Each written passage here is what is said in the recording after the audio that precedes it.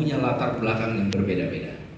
Sehingga kita begitu bicara tentang apa yang dikerjakan pasti tidak mungkin bisa sama. Tapi ada indikator-indikator sederhana. Apa indikator sederhana? Kalau saya reflektifkan nih, kalau Anda waktunya longgar, you are in trouble. Kalau hari ini Anda mahasiswa dan waktunya longgar, sesungguhnya Anda sedang mulai masalah yang nanti akan ditunaikan atau dipanen di masa depan. Kalau kami reflektif, semasa kuliah, semasa sekolah, jadilah yang sibuk, apapun sibuknya, tapi jangan waktunya longgar. Sibuk, apapun sibuknya.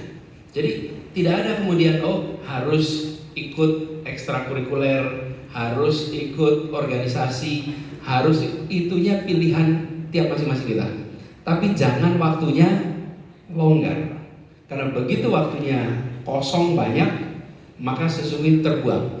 Masa yang tidak bisa diulang adalah masa kuliah.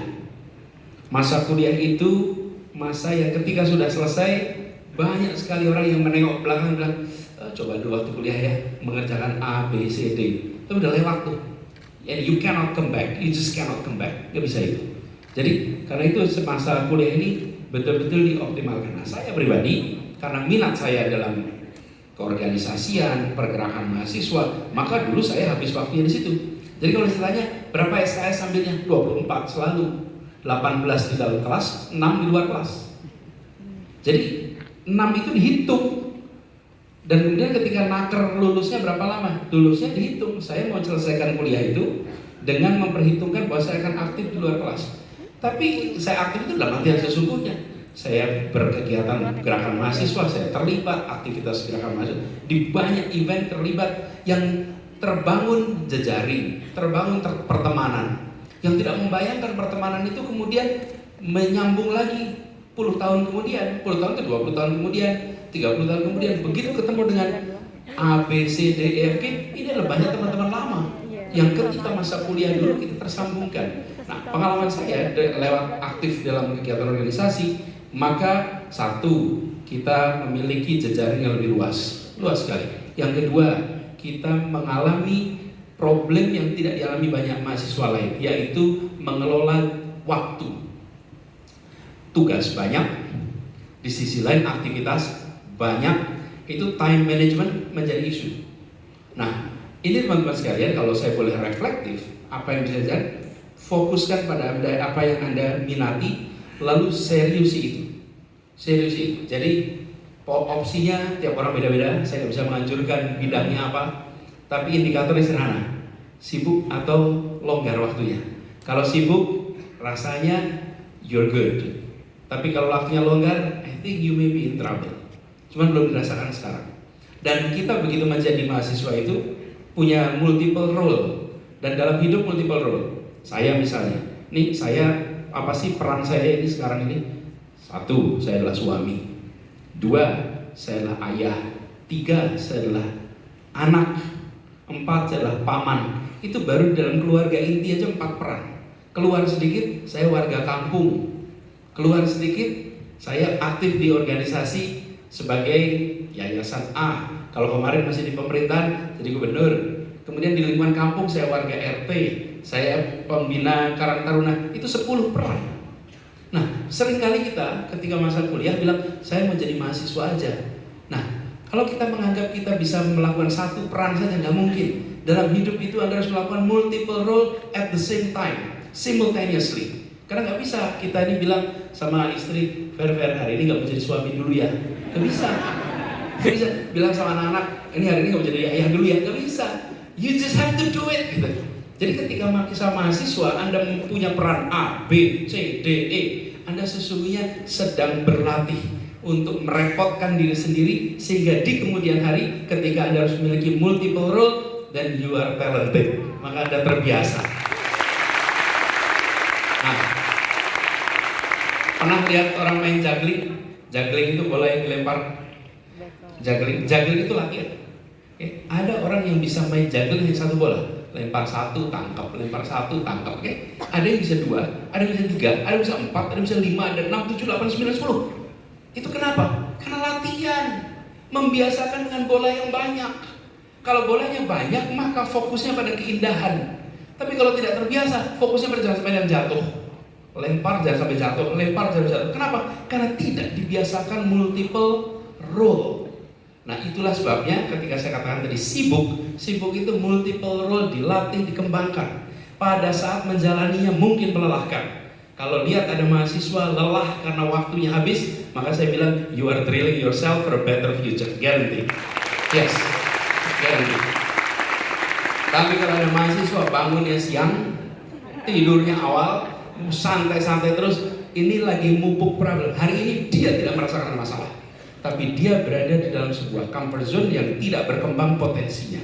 Nah, itulah sebabnya anjuran saya buat teman-teman semua adalah bukan membandingkan dengan seseorang di masa 20 tahun kemudian, tapi bandingkan seseorang di 20 tahun lalu.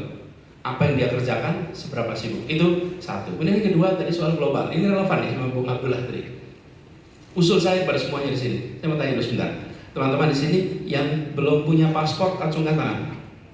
Yang belum punya paspor. Nabung makanya, jangan di kopi mulu. Nah, saya usul pada Anda semua. You are the young Indonesia. Anda generasi baru Indonesia. Anda harus 3 warga. Anda warga Jakarta, Anda warga Indonesia, dan Anda warga dunia. Oke? Dan ciri Anda warga dunia adalah Anda harus punya paspor Indonesia. Punya paspor Indonesia. Lalu siapkan tabung sedikit aja. Dari Jakarta ke Medan itu lebih jauh daripada Jakarta Singapura. Punya paspor, siapkan paspor. Begitu libur, Anda ini bukan untuk liburan jalan-jalan seperti anjuran Bang Sandi, bukan. Lihat ke sana untuk benchmark. Anda lihat untuk belajar. Kenapa di sana begini? Kenapa di sana begitu? Ini memunculkan kesadaran tentang bagaimana kita menjadi warga dunia.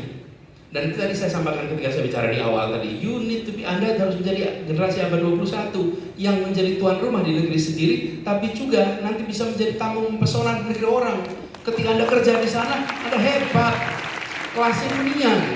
Nah, itu teman-teman didapat dengan perspektif kita dari muda global.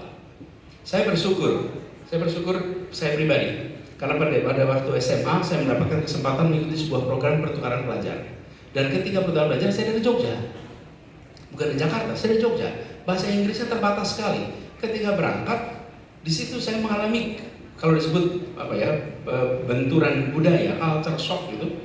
Betapa Masya Allah, saya menjadi sadar, saya warga Jogja, saya warga Indonesia, dan saya warga dunia. Sehingga ketika kita berbicara tentang kinerja, levelnya pikirkan dunia. Nah, saya usul pada teman-teman Anda yang tadi Bung Abdullah tadi tanya tentang dunia, siapkan paspor. Bukan untuk jalan-jalan artian spending, tapi pergi untuk belajar. Lihat bagaimana sebuah operasi sebuah negara, bagaimana kehidupannya, dan yang tidak kalah penting begini, ini pengalaman saya. Kalau kita mau lihat bentuk gedung ini, teman-teman, dari dalam ruangan kita nggak tahu bentuknya. Saya dari dalam rumah saya tidak tahu bentuk rumah saya. Tapi begitu saya keluar dari rumah saya, maka saya akan tahu bentuk rumah yang saya miliki. Oke? Itulah pergi keluar. Ketika Anda pergi keluar, Anda mendadak lebih paham tentang Indonesia, lebih mengerti tentang Indonesia. Dan kecintaan pada Indonesia tidak akan pernah luntur dengan hitungan kilometer dari tanah air kita. Tidak pernah. Jadi saya usul teman persis pandangan ini bahwa kita akan masuk di era itu dan Indonesia adalah pemain global. Jadi saya usul pada teman-teman muda miliki paspor, lalu nabung tentu saja, lihat dunia, kembali ke Indonesia, bawa perspektif yang baru. Ini perspektif itu bermanfaat sekali ketika kemarin mengelola Jakarta. Ketika mengelola Jakarta, benchmarknya Jakarta menjadi kota global dunia. Kota global dunia, apapun itu referensinya kota global dunia. Jadi kita bawanya ke arah sana. Nah, saya juga ingin komentar sedikit nih Bung Abdullah soal Tidore. Teman-teman semua, di Tidore itu ada sebuah desa namanya Indonesiana. Itu sebuah desa diberi nama oleh Bung Karno. Kebetulan saya sempat beberapa kali ke kawasan itu, Tidore, kami ada kegiatan Indonesia Mengajar di Pulau Bacan. Pulau Bacan itu Halmahera Selatan. Masyarakat di sana itu memiliki keterbukaan yang luar biasa. Dan ini barangkali PR juga buat kita semua. Sempatkan untuk mengunjungi Indonesia. Ketika ada waktu libur, datangi tempat-tempat yang tidak biasa didatangi. Lakukan itu, kita akan tahu tentang Indonesia kita lebih baik. Dan salah satunya datang ke kawasan Maluku Utara. Kalau sudah sampai di sana teman-teman, lihat di pulau, tapi pantai aja. Saya berapa kali datang di kawasan ini melihat tidak aneh orang Eropa itu mau datang beribu kilometer melewati segala macam tantangan untuk datang ke tempat ini karena keindahannya melampaui ungkapan kata-kata yang bisa dituliskan. Itu sungguh. Dan di tempat itu saya baru tahu arti kata nyiur melambai. Di Jawa nggak ketemu itu nyiur melambai. Tapi datang ke pulau-pulau itu kita akan menyaksikan nyiur yang bisa melambai dalam arti yang sesungguhnya. Nah itulah keindahan. Mudah-mudahan nanti Pastel Tidore bisa semuanya terefleksikan. Salam buat teman-teman di Tidore. Terima kasih. Baik, terima kasih. Saya sebenarnya ingin membuka sesi tanya jawab lagi, tapi